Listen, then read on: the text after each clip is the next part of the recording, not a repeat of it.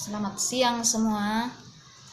Kita ketemu pada siang hari ini, yaitu melanjutkan materi kita dalam perencanaan bisnis konstruksi dan properti.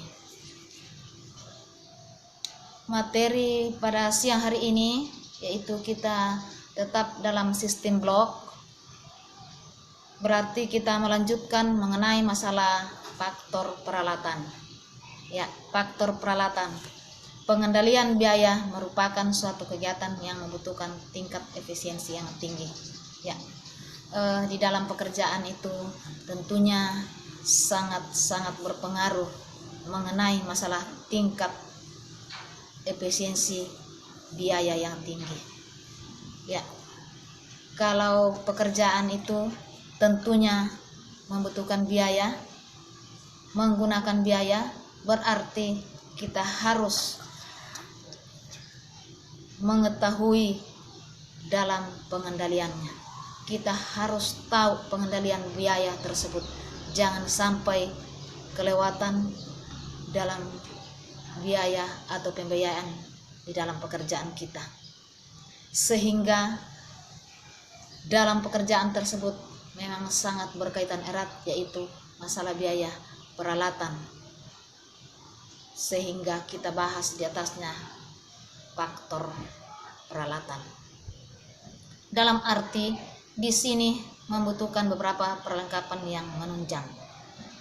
Perlengkapan yang menunjang itu dalam cara mengevaluasi dan memeriksa arus biaya di dalam proyek.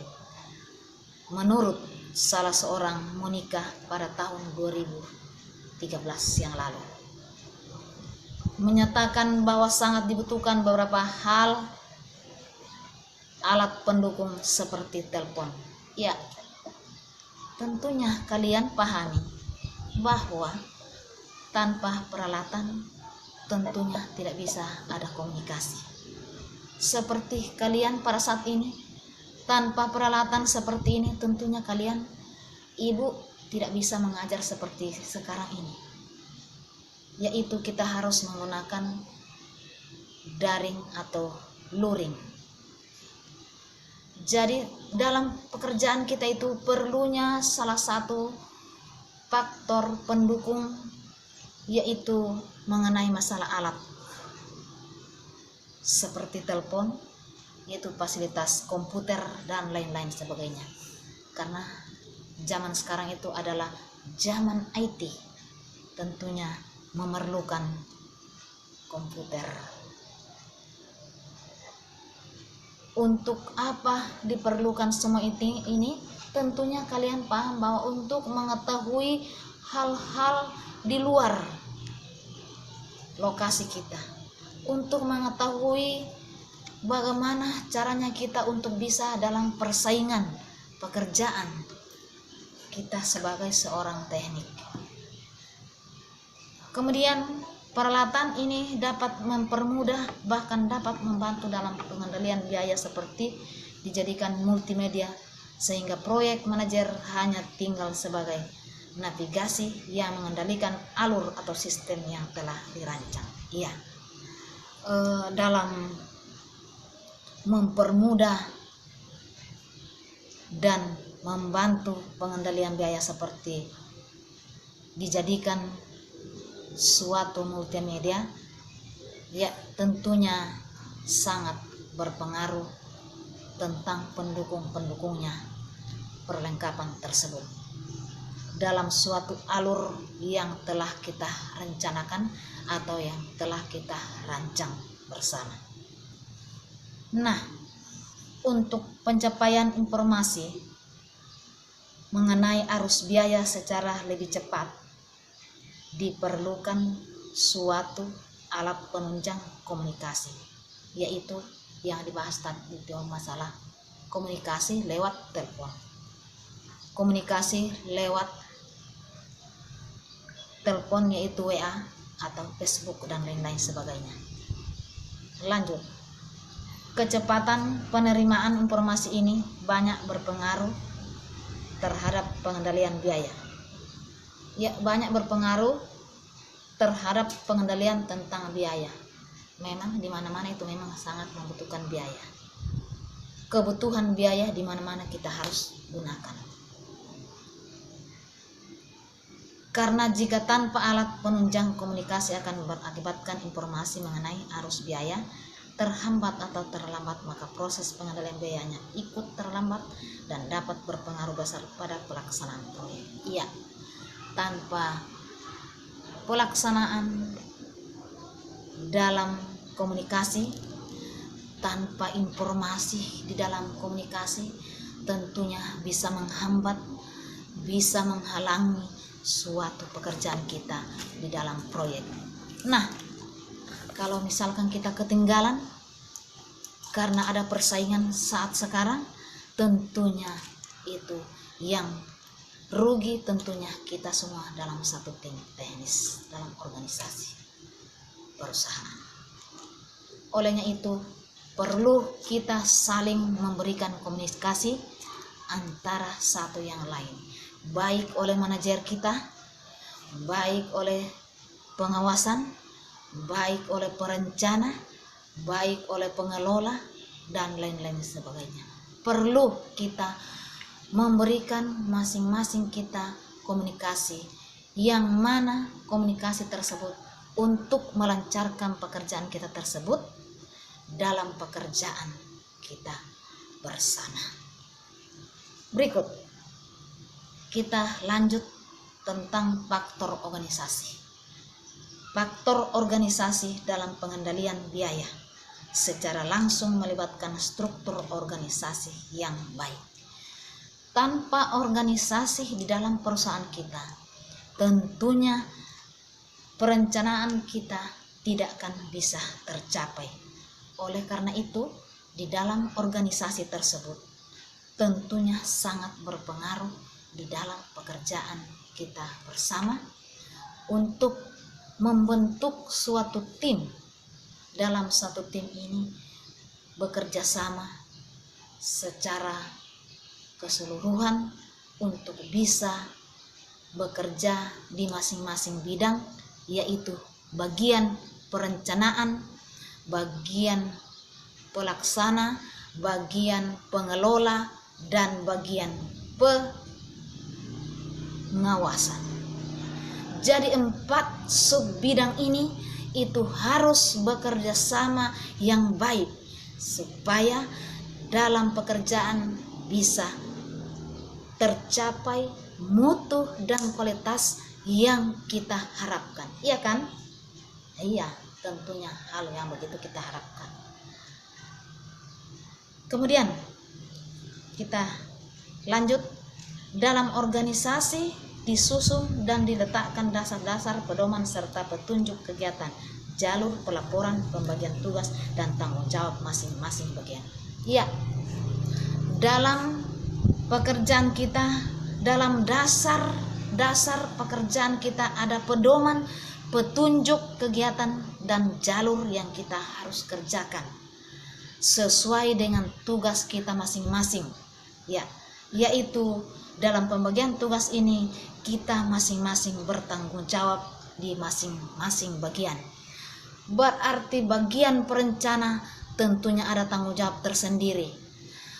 Bagian pekerja tentunya ada juga tanggung jawabnya tersendiri. Dalam pelaksanaan ada tanggung jawab tersendiri. Dalam pengelolaan ada tanggung jawab masing-masing untuk bisa dipertanggungjawabkan pada saat waktunya kita ada pemeriksaan dari PHO. Berarti kita harus memperlihatkan bukti atau memperlihatkan hitam di atas putih sesuai dengan pekerjaan yang kita kerjakan masing-masing, kita harus bertanggungjawabkan. Oke? Ya, kita lanjut. Sesuai dengan pekerjaan tersebut, tentunya kita sudah sepakati semuanya bahwa masing-masing bidang itu kita pegang tanggung jawab sendiri-sendiri, karena kita sudah ditunjuk dan kita sudah dibagi dalam bagian sub pembagian bahagian dari tugas kita. Kemudian kita lihat menurut salah seorang Suripto dan Subianto pada tahun 1993 berpendapat bahwa masing-masing pelaku pengendalian biaya perlu menyadari adanya pemisah wewenang dan tanggung jawab serta prosedur pencatat arus biaya yang jelas. Iya, salah seorang yang memberikan pendapat Suripto Subianto pada tahun 93 yang lalu, ya tentunya masing-masing pengendalian biaya perlu menyadari adanya pemisahan wewenang dan tanggung jawab tentang prosedur pencatatan arus biaya yang jelas.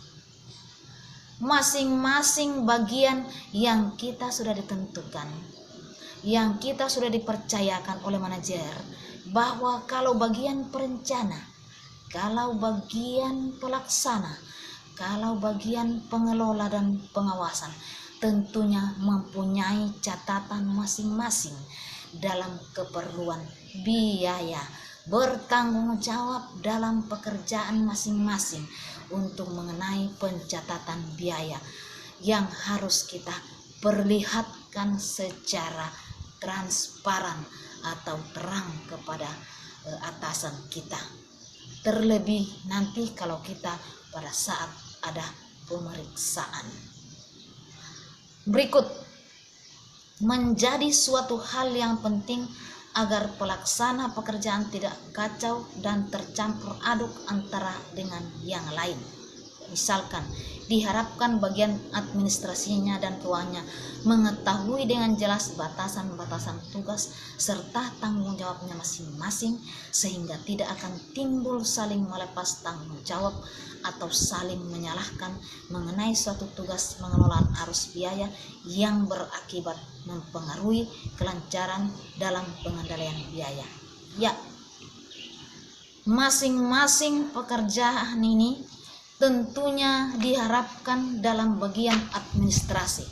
Bagian administrasi ini untuk apa? Ya tentunya untuk mencatat bagian dari keuangan, untuk mengetahui bagian dari keuangan, mengetahui dengan jelas batasan-batasan tugas dan tanggung jawab masing-masing, sehingga tidak akan timbul yaitu saling melepas tanggung jawab, kemudian saling menyalahkan antara pengelola arus biaya yang berkaitan mempengaruhi kelancaran dan pengendalian biaya. Nah, jadi di dalam administrasi itu memang sangat perlu untuk pencatatan supaya dalam bagian-bagian sub pekerjaan ini tidak saling menyalahkan antara satu yang lain.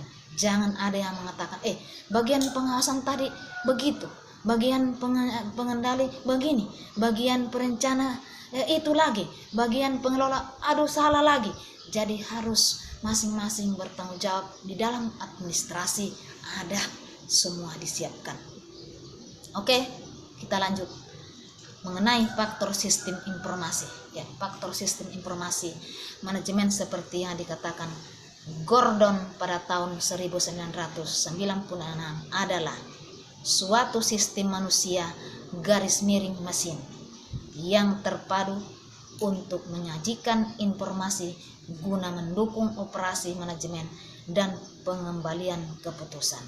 Ya, di dalam suatu sistem manusia tentunya dia yang mengendalikan pekerjaan garis miring mesin. Kalau tidak ada manusia, tentunya bagian mesin tidak bisa jalan.